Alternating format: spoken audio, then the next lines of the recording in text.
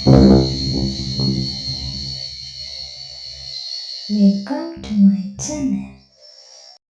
මුලින්ම මම ඉහළින් තිරස් රේඛාවක් ගන්නවා. එම රේඛාවේ මම උරහිස දෙකෙන් බෙදූ මෙන්ම මේ විදිහට ලකුණු කරගන්නවා. එම ලකුණු කරගත් ප්‍රමාණයෙන්ම මම මේ විදිහට රැගල් උස වශයෙන් පහළට ලකුණු කරගන්නවා. ඊට පස්සේ මම කරවට හතරෙන් බෙදූ මිනුමෙන් භාගයක් අඩු කළ මෙන්ම තිරස් රේඛාවේ ඉදිරියට අඟල් භාගයක් උරහිස ලකුණු කළ ස්ථානයෙන් පහළටත් ලකුණු කරගෙන උරහිස රේඛාව ඇඳ ගන්නවා. කරපළල ලකුණු කරගත් ස්ථානයේ සිට පහළට මම පපුව දක්වා උස සඳහා අඟල් භාගයක් එකතු කරමින් ලකුණු කරගන්නවා. ඉන සඳහා ඉන දක්වා උසටත් අඟල් භාගයක් සහ තවත් අඟලක් එකතු කරමින් මම ලකුණු කරගන්නවා යට වාටිය නවා මැසීම සඳහා. දැන් මම ඇඳගත් අක්ෂ හරහා රේඛා ඇඳ ගන්නවා.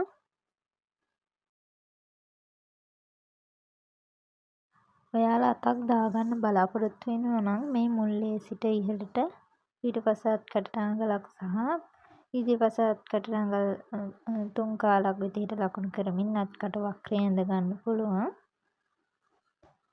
මම එම රැගල් රේඛාවේ ඉදිරියට පපුවට මිනුම 4න් බෙදා අඟලක් එකතු කළ මිනුම ලකුණු කරගන්නවා. ඒ වගේම අඟල් දෙකක් ඉහළට මේ විදිහට ලකුණු කරමින් අත්කට හැඩය ඇඳ ගන්නවා. පපුව රේඛාවෙත් මම මේ විදිහටම පපුවට මිනුම 4න් බෙදා අඟලක් එකතු කළ මිනුම ලකුණු කරගන්නවා. ඒ වගේම ඉන රේඛාවෙත් මම ඉනවට 4න් බෙදා අඟලක් එකතු කළ මිනුම මේ විදිහට ලකුණු කරගන්නවා. දැන් මම අංශය මේ විදිහට ඇඳ ගන්නවා.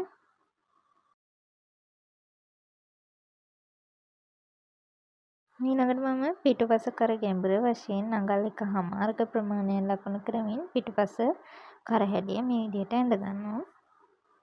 මම අද වෙනම අතක් සම්බන්ධ කරගන්නේ මෙම හැට කොටසටම අත සම්බන්ධ කරගන්නවා.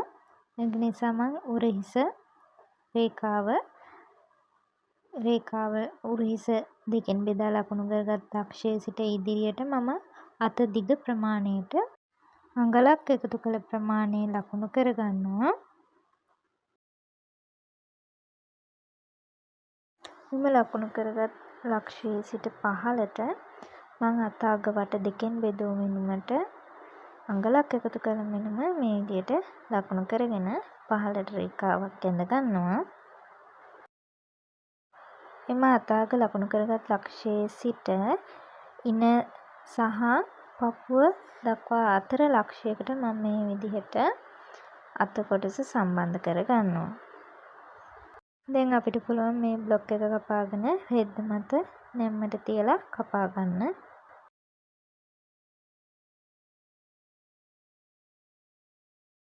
මේ විදිහට මම පිටුපස පළුව කපා ගන්නවා. ඊළඟට මම ඉදිරිපස පළුව සඳහා මේ විදිහට පතරම දිග ඇර ගන්නවා. දිග හරිමින් මම මේ අංශයේ සිට එක් පැත්තක අංශයේ සිට ඉදිරියට ඉන රේඛාවේ අඟල් 3ක් ලකුණු කරනවා සහ ඉහළට අඟල් 3ක් ලකුණු කර ගන්නවා.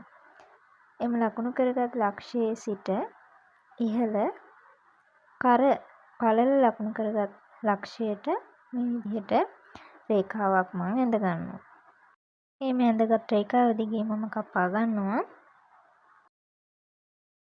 කපාගත් ඉදිරිපස පතරම මම මේ විදිහට රෙද්දේ ඇදෙන පැත්තට ඒ කියන්නේ ඇද පැත්තට නවාගත් රෙද්දේ මේ විදිහට තියාගනිමින් මම ඉදිරිපස පළුව කපා ගන්නවා.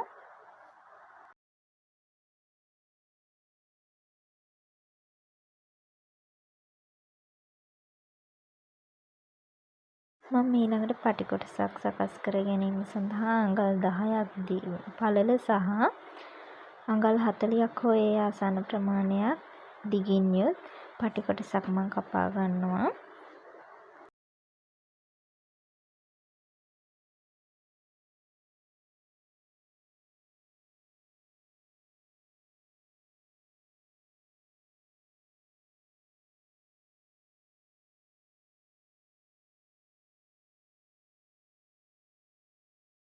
එම පටි කොටස මම දෙකට නවා ගන්නවා.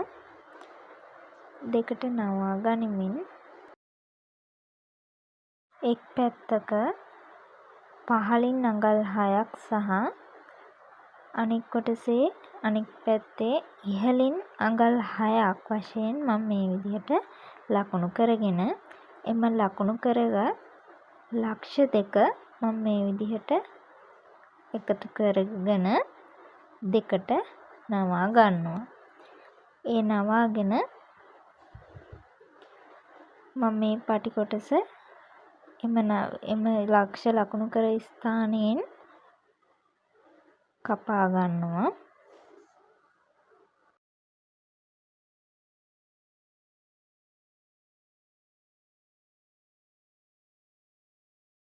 දැන් මම මසා ගන්නවා. මම මේ විදිහට පිටිපස කරට පේසිමක් අල්ල ගන්නවා.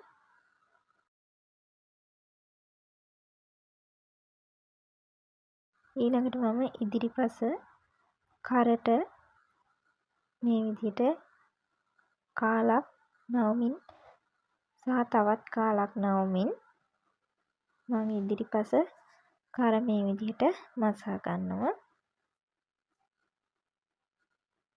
ඊළඟට මම උරහිස මෝට්ටු කර ගන්නවා.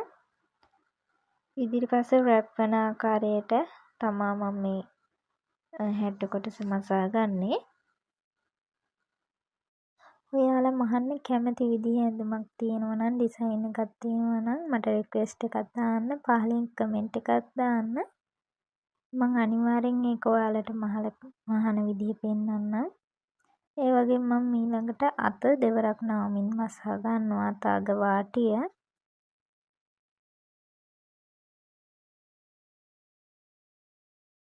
ඊළඟට මම අංශය මසා ගන්නවා. ඊළඟට මම යට වාටිය දෙවරක් නවමින් මසාගෙන යනවා.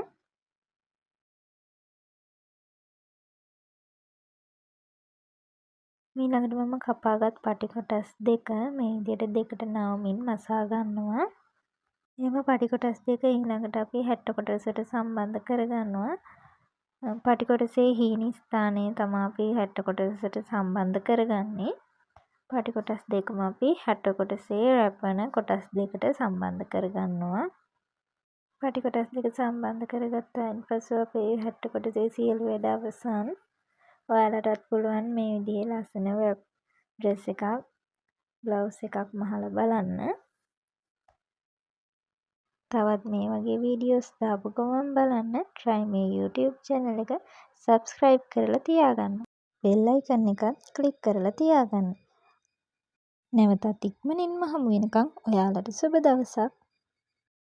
Try me, like, share, subscribe.